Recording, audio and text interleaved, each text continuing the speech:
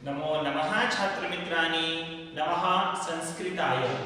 कि जैसे कि आप सभी जानते हो कि आप अभी अपने घर में हो और आपको मैं तो पहले से ही कह रहा हूँ कि आपको अभी अपने घर में रहना है और बाहर तो निकलना ही नहीं है।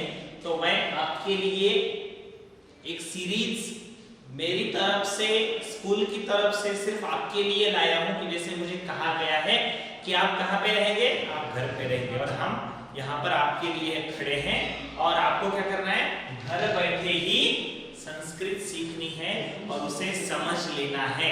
और ये दो आप स्माइल फेसेस यहाँ पर देख सकते हो। ये स्माइल फेसेस किसके लिए है? पहला फेस हमारा है और दूसरा फेस आपका है, यानी कि हम दोनों को खुश रहकर आगे बढ़ना है। संस्कृत मैं आपको पढ़ाने वाला हूँ, आप पढ़ने वाले हो। ओके स्टूडेंट्स, तो जैसे कि आप भी जानते हो कि हम लिंग परिचय इस पाठ का हम रिवीजन कर रहे हैं। तो इस लिंग परिचय इस पाठ में हम सामान्य रूप से संस्कृत में हम कितने लिंग मानते हैं? हाँ, हम संस्कृत में 3 लिंग मानते हैं। वे कौन कौन से हैं? वे हैं पुल्लिंग, स्त्रीलिंग और नपुंसक लिंग। तो लिंग किसे कहा जाता है? सामान्य रूप से जो भी शब्द जिस भी जाति का बोध कराता है हम उन्हें क्या कहते हैं स्टूडेंट्स? हाँ, हम उन्हें क्या कहते हैं? लिंग। व्याघ्रः, यानी कि हम भी समझ सकते हैं, 6th स्टैंडर्ड में आपको भी क्या था? व्याघ्रः, यानी कि जो शब्द हमें पुरुष जाति का बोध कराएगा उसे हम क्या कहेंगे? उसे हम कहेंगे पुल्लिंग। पुल्लिंग पद या पुल्लिंग वर्ड हम उसे कह सकते हैं, यानी कि जो पद पुरुष जाति का बोध कराता है वह पुल्लिंग पद होता है। अगला पॉइंट है हमारे सामने, अत्र एषा का एषा राजकुमारी, सा का सा राजकुमारी, यानी कि जब मेरे पास होगी स्त्रीवाची पद होगा तब मैं एषा यूज करूंगा और जब मैं उससे दूर हूं सा का सा राजकुमारी, इस तरह से मैं इसको यूज करता हूं। तो इन सारी चीजों में आपसे इतना ही कहना है कि जो पद स्त्री जाति का बोध कराएगा उसे हम क्या कहेंगे?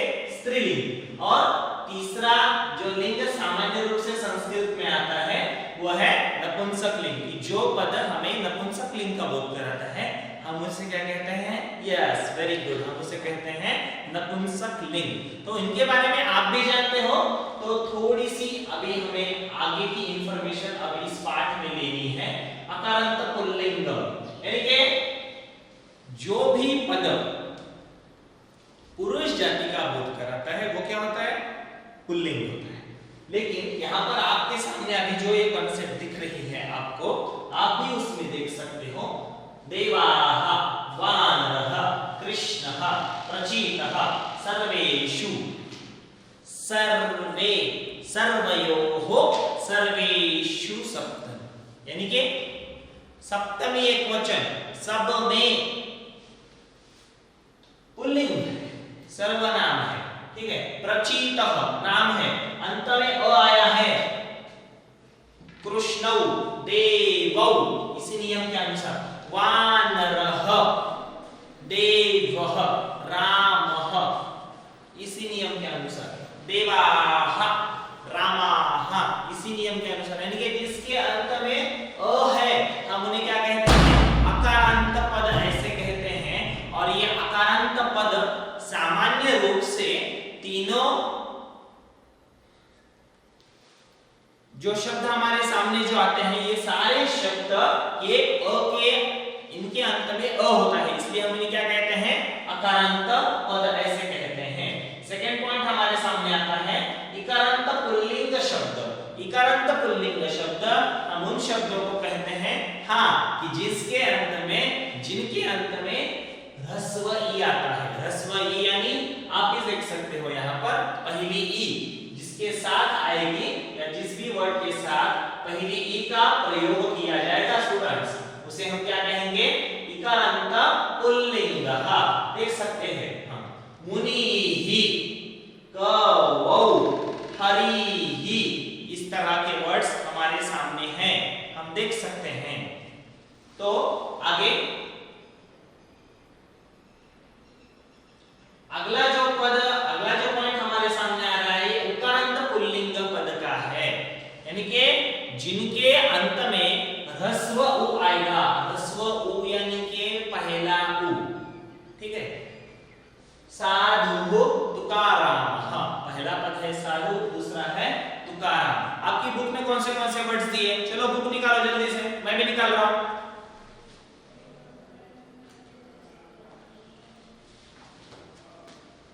देख सकते हैं कौन कौन से वर्ड्स है हमारे सामने। लिंग परिचय पाठ निकालना है। मुनिहि, कविहि, रविहि, हरिहि, कपिहि, ऋषिहि, गिरिहि, हो गए ह्रस्व इकारांत पद। अभी उकारांत पद साधुः, भानुः, बिंदुः, शिशुः, शंभुः, बंधुः, श्रद्धालुः, बटुः आदि आदि, ठीक है स्टूडेंट्स। अगले कौन से वर्ड्स है? भ्रातृ, पितृ, रुकारांत पद है। रुकारांत यानी कि जिनके अंत में रु आता है, हम उन्हें क्या कहते हैं? रुकारांत पद। भ्रातृ, पितृ। तो अभी हमें एक छोटी सी एक्टिविटी करनी है अपने इस पाठ के साथ, हमें एक छोटी सी एक्टिविटी करनी है। पेज नंबर मेरी बुक में तो हमें अभी पिता शब्द पढ़ना है। रुकारांत पुल्लिंग शब्द है पिता। मैं पढ़ता हूं, मेरे साथ आप भी पढ़ेंगे, ठीक है। बुक्स निकालिए। यस, पेज नंबर 41 पे है, शब्द रूपानी में है, ठीक है। पिता, पितरौ, पितरः प्रथमा, पितरं, पितरौ, पितॄण द्वितीया, पित्रा, पितृभ्यां, पितृभिः तृतीया, पित्रे, पितृभ्यां, पितृभ्यः चतुर्थी, पितुः, पितृभ्यां, पितृभ्यः पंचमी, पितुः, पित्रोः, पितॄणां षष्ठी, पितरि, पित्रोः, पितृषु सप्तमी, हे पितः, हे पितरौ, हे पितरः संबोधनम। ठीक है स्टूडेंट्स, तो ये एक्टिविटी हमने रीडिंग की इसलिए की है कि मैंने आपको पहले भी कहा था कि आपको हर रोज ये वर्ड्स घर पर बोलने हैं, हर रोज ये वर्ड्स घर पर पढ़ने हैं। मैं आपको याद दिलाने के लिए मैंने आपको सिर्फ एक ही शब्द हमने बोला है, लेकिन आपको अदर वर्ड्स की भी स्टडी करनी है। ओके स्टूडेंट्स, तो आगे स्त्रीलिंग। स्त्रीलिंग का बारे में आप भी जानते हो कि जो पद स्त्रीलिंग के बारे में जानकारी देते हैं या स्त्रीवाची पदों के बारे में बातें करता है, हम उन्हें क्या कहते हैं स्टूडेंट्स? हम उन्हें कहते हैं स्त्रीलिंग पद। और आपसे एक चीज शेयर करनी है कि हलंत पुल्लिंग शब्द भी होते हैं। कौन कौन से होते हैं? विद्वस, ठीक है, विद्वान, विद्वन्तौ, विद्वन्तः प्रथम, इस तरह से। राजा, राजानौ, राजानः प्रथम, ठीक है, इस तरह से वो शब्द चलते हैं। आत्मन शब्द, आत्मा, आत्मानौ, आत्मानः प्रथम। इन सारे वर्ड्स में आपको मैं ये जो विद्वस शब्द है इसके रूप आप मुझे ढूंढ कर भेजने वाले हो। कभी कभी हम भी गलतियां जानबूझ के करते हैं, क्यों? तो आप भी कुछ ना कुछ ढूंढ के निकालें। मैं अभी आपके वर्क के लिए बोल रहा हूं। कौन सा वर्ड बोल रहा हूं मैं? उकारांत नहीं है, हलंत है। हलंत यानी कि आप भी जानते हो, यहाँ पर आप देख सकते हो हलंत कहां पर है? हलंत एकक पद में होता है, कहां पर है? हाँ, यहाँ पर ये हलंत है। इसी तरह से हलंत पुल्लिंग शब्द है। कौन सा? विद्वस, ठीक है। आपको उसके प्रथमा से लेकर के अंतिम विभक्ति तक, जहां तक भी वो वर्ड चलता है, प्रथमा से लेकर के संबोधन तक, आपको आप मुझे लिखकर भेजने वाले हो। ओके, ये वर्क है आपके लिए। मैं एक रीडिंग की एक्टिविटी हो गई हमारी, आपको वर्ड्स रोज के रोज पढ़ने, और राइटिंग की भी एक्टिविटी मैंने अभी आपको दे दी। आपको सर्च करके मुझे विद्वस शब्द लिखकर भेजना है। ओके स्टूडेंट्स, तो मैं अभी स्त्रीलिंग की तरफ बढ़ रहा हूं कि जो पद हमें स्त्री जाति का बोध कराता है, उसके बारे में जानकारी देता है, हम उसे क्या कहते हैं? हम उन्हें कहते हैं स्त्रीलिंग। ठीक है स्टूडेंट्स, तो इसमें हमारे सामने आ सकते हैं, देख सकते हैं हम आकारांत स्त्रीलिंग में कि जिनके अंत में आ होता है, हम उसे क्या कहते हैं? आकारांत स्त्रीलिंग पद कहते हैं। माला, मधुरा, उर्मिला, देवसेना, स्नेहा, उल्का, देविका, रमा, यानी कि जिनके अंत में आ है, देख सकते हैं आ, देविका में आ, स्नेहा में भी आ, उल्का में भी आ, यानी कि हर एक नाम के साथ जो भी अंत में पद आएगा उसके अंत के साथ उसको सोचा जाता है संस्कृत के व्याकरण में। ठीक है स्टूडेंट्स, तो आगे अकारांत स्त्रीलिंग पद आपको अध्ययन करना है कि जैसे कि आपकी बुक में भी कुछ वर्ड से बालिका, कांता, विकला, साधिका, रसना, अचला, लता, बाला, सीता, ठीक है, अलग अलग तरह के वर्ड से। सेकेंड पॉइंट इस स्त्रीलिंग में